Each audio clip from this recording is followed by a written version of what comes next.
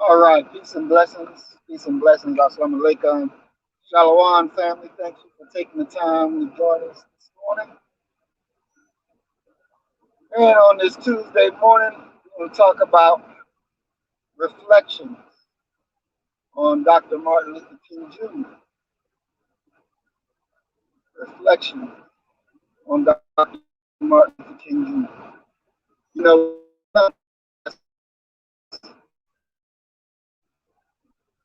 Can really speak on a person's story.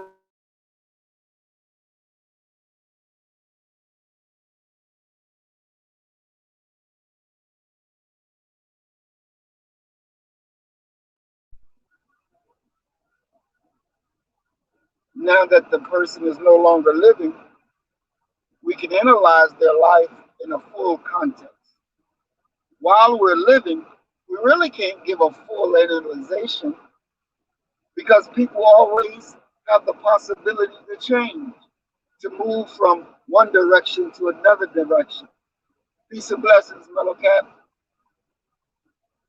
And so, since people, while they're still living, we all have the opportunity to change, to do something better. So, we don't have that period in our life. We're still living, we just have to come. And when we reflect on Dr. King's life, we're reflecting on the whole bit and trying to put proper uh, eyesight or proper understanding on the life. Because guess what? The life that Dr. King lived is the same life you live. May have different chapters, different endings, different beginnings, but because we share the same coloring, the same book cover, black, our lives are so much similar with the struggles of life, with the ups and downs in life.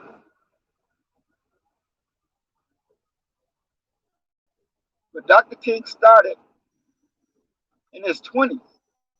I believe he was like 25 years old when he started.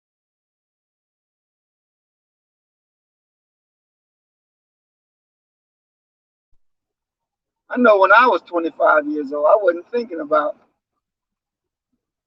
working on behalf of our people. I was out there getting the work done.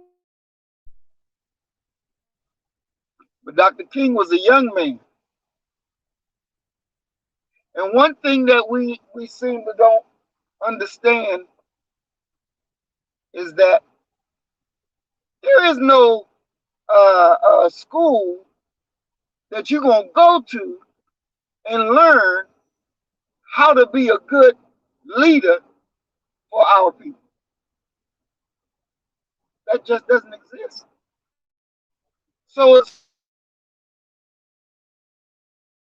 on the job training is learning how to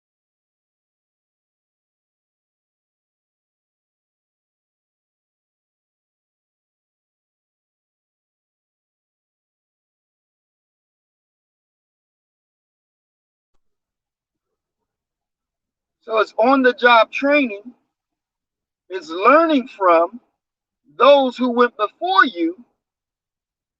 And some people, when we realize who were those people before Dr. King that he could look at and try to model himself after, the majority of those people that were before him were integrationists. The majority of the people before him. He didn't know anything about being a separate entity. He didn't know nothing about separating yourself.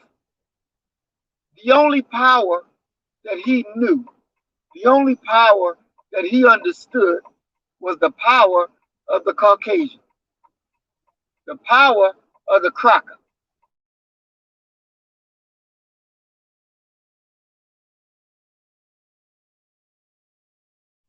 outside of America. Just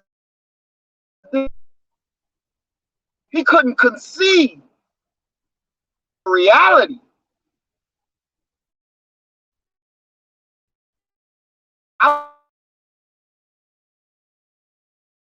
Reality that was prescribed. We didn't know reality outside of that.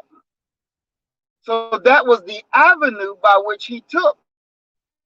And this is why it's so important that never allow the enemy to define us, to define who we are, to define what our reality is, to define what you will.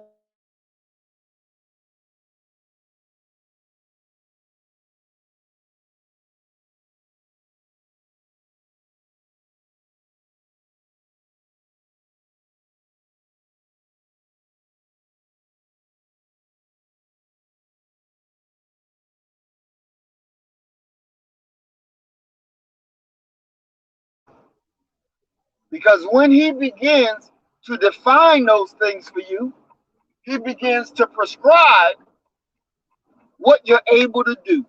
He begins to prescribe the level of activity that you're going to do. So it's the same thing with his education. When he educates you, he prescribes for you the level of activity. He prescribes for you the area from which you are allowed to work. Because he who taught you only going to give you a certain amount that he allowed for you to work.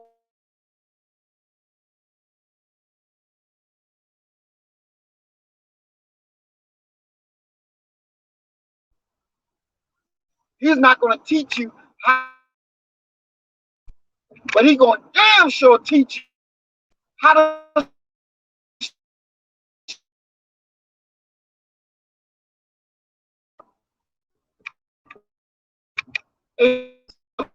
subservient. How do we know this? We know this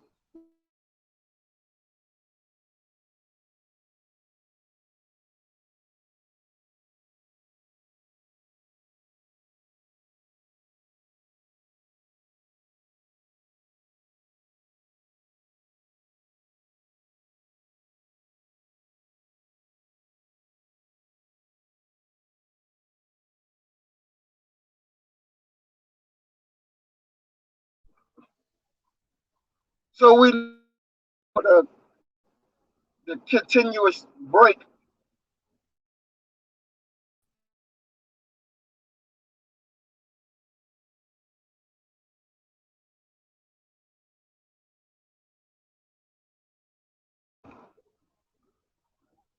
to get our issues addressed. The government says you can protest, but you protest peacefully.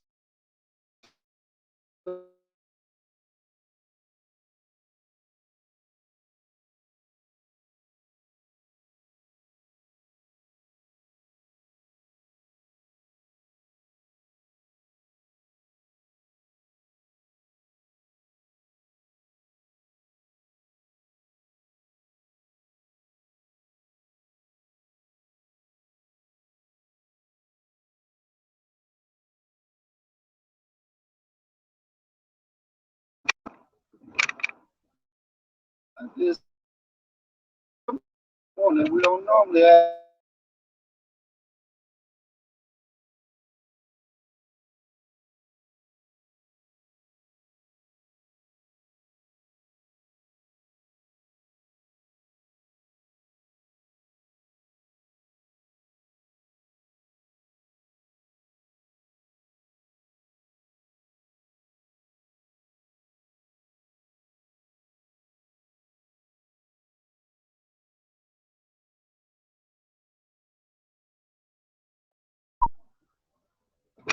Okay, family, we're back.